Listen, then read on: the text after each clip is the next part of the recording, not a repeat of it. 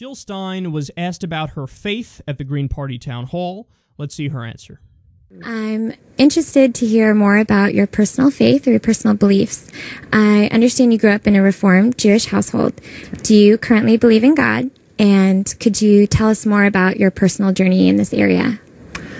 Great. So I grew up a very religious person. I was probably the most religious person in my family. And I actually brought traditional Jewish ritual into my family because I was so excited about what was going on in my Reformed temple where I sang in the choir. And certainly my view of the world, I have to say, just grew out of the morality and the tales that I was learning from the Old Testament. You know, now I'm actually in a mixed family, and I am not actively practicing any religion, but I certainly have a very strong sense of our moral and human, what should we say, fiber, something that is spiritual, that is kind of beyond our actual grasp, that inspires me and gives me great faith in other people and our capacity to be more than the sum of our parts. So I don't fall into any particular religious box or conventional view, but I certainly carry on that spirit that inspired me way back when. So everybody listening knows that I like Jill Stein. I don't agree with her on everything, but I am voting for her here in New York. New York is a solidly blue state. No matter what the fuck I do, it's going to Hillary Clinton. So I am going to vote third party. I am going to vote for the Green Party. I am going to vote for Jill Stein, and I'll do that proudly because even though I don't agree with her on everything, she is infinitely better than Donald Trump and Hillary Clinton. Just to briefly lay out some of the areas where I disagree with Jill Stein, I'm for GMO labeling, but I disagree with her that GMOs are bad. In fact, the overwhelming majority of the evidence on GMOs shows that they're safe. It's actually not the overwhelming majority. It's all of the serious, credible studies done on GMOs show that there is a scientific consensus on that. So I don't agree with her on that. I don't agree with her on getting rid of nuclear weapons. I don't think that's possible, nor necessarily good. And if we get rid of ours, we really can't be sure that everybody else gets rid of theirs, and then the balance of power in the world is shifted like that, and we're underneath it, and blah, blah, blah, blah, blah. I just don't think it's possible. Maybe it's a good thing in theory, but I don't think it's possible for human nature reasons and other reasons. Again, we don't need to get into that too much. So I like Jill Stein, but I want to go ahead and give her and her campaign some advice here on how you should handle a question like this. Now, again, I can't get in her mind. I don't know if she really, at heart, agrees with me and what I'm about to say on this, or if she's laying out exactly what her actual beliefs are right there. She's a very trustworthy person, so I tend to think, you know, that this is actually how she feels. But it's my take that, look, you're a third-party candidate. You're polling super low. You got to swing for the fences. There's no time for let me try to massage my answer and be somewhat, not politically correct, but somewhat, you know, more mainstreamish in the way I present myself. No, because you're an outsider candidate. Act like an outsider. Don't be an outsider and act like you want to be an insider and give more political answers. Like, I would be super aggressive. And overall, she did a pretty good job in the town hall, but I think she started out slow and she played defense too much. I would be super aggressive. I would hammer away on policy, and I wouldn't even entertain a personal question without bringing in substance for a second. So how would I answer this question? Now, she did say at one point, look, I'm not religious, really. So she ended up saying that at one point.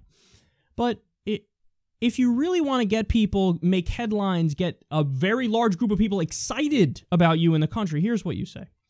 And I'm actually stealing this from I think it was a British politician years ago. Forgive me for not remembering who it was. But they said something along the lines of, oh, are you religious? I'd be interested in hearing about your faith. Actually, no, I don't have any invisible support at the moment. I don't have a direct line to invisible people. Now, okay, you hear they go, whoa, that's harsh. But again, you're swinging for the fences here. You got nothing to lose.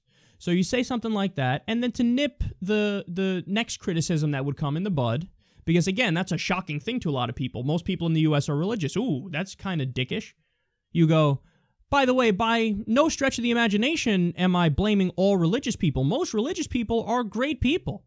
But understand that historically, religion has been used for very, very good things. Dr. Martin Luther King Jr., for example, Malala Yousafzai, and also used for horrific things. The KKK, for example. Today, you have Al-Qaeda, ISIS. So, religion can be used for great things, it can be used for bad things, but my take on it is that it is not accurate, it is not true, it's a collection of mythologies, just like what the Greek gods were and what the Roman gods were, and our society is not exempt from following that same path and having our own things that are myths that people decide to turn to and believe in even today. That's what I'd say. I'd say something like that. And then also, by the way, I would pivot to a larger issue which no major candidate has ever spoken about, ever, not even Bernie Sanders. What is that? Discrimination against atheists. So you say, I don't believe I am an atheist. You say what I just said there. And then also, atheists, or actually not atheists, but just non-religious people make up over 20% of the population today. Over 20%. And very few people represent that ideology or are willing to even say, hey, I'm with this group. And by the way, atheists are banned from running for office in 7 different states. Now, thankfully, that's unconstitutional because the federal law overrides state law, and under federal law, of course, they could run. But what does it say about a country that just lets those laws sit on the books even though they're not enforced? Could you imagine if we still had on the books, blacks can't run for office here in Mississippi, or the Jews can't run for office? We'd all go, oh my God, that's the clearest case of bigotry ever. Why are politicians not falling over themselves to repeal that language in the law books? Well, with atheists, nobody's standing up and fighting for them, so there we have it. It says it on the books and nobody's doing anything. Well, I'm here to stand up and say bigotry and discrimination against atheists is a huge problem, and it's just as bad and should get as much recognition as other forms of discrimination, and it doesn't get that kind of recognition or that kind of discussion. Polls also show that people don't want their kids marrying atheists. That's classic discrimination. You are bad by definition because you don't believe. Again, could you imagine? You're bad by definition because you're a Jew. You're bad by definition because you're black. How everybody would go, oh my God, you're just a clear bigot. Well, in this case with atheists, nobody says it. You could be the first to say it, Jill Stein. You could be the first to say it. You think you wouldn't pick up a tremendous number of votes in the atheist community? Last time Jill ran, and again, in 2012, I voted for her too. In 2008, in the primary, I voted for Obama, and in the general, I voted for Obama. In 2012, I voted for Jill. She could be the first one to say this. Back then, she got, I think it was about 350,000 votes. On this argument alone, you could probably beat that. I think you're going to beat that anyway, but on this argument alone, you could probably beat that. And then I'd also say, it's clear, all the data shows that people equate atheism with immorality. Well, I'm here to tell you atheism does not equal immorality. I'm an atheist, and I have a strong moral code, and most atheists have a strong moral code. And they believe in humanism. They believe in treating other people as you would like to be treated. And they believe, honestly, when you look at the philosophy, when you go to the statistics and look at the philosophy of atheists, their philosophy aligns more with the philosophy of Jesus than Christians. Think about that. So in other words, Christians' beliefs don't line up as much with Jesus as atheist beliefs line up with Jesus.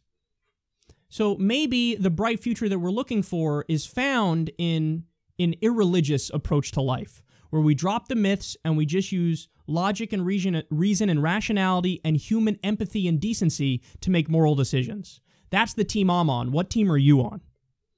I would say this if I was her, and I think it would work, and I think it would get headlines, and I think it would gain her a lot of support, and I think she'd be breaking a lot of these taboos and opening up the door for future Democratic candidates to say these things. Go for it, Jill. Be a trailblazer. Yet again, you have nothing to lose.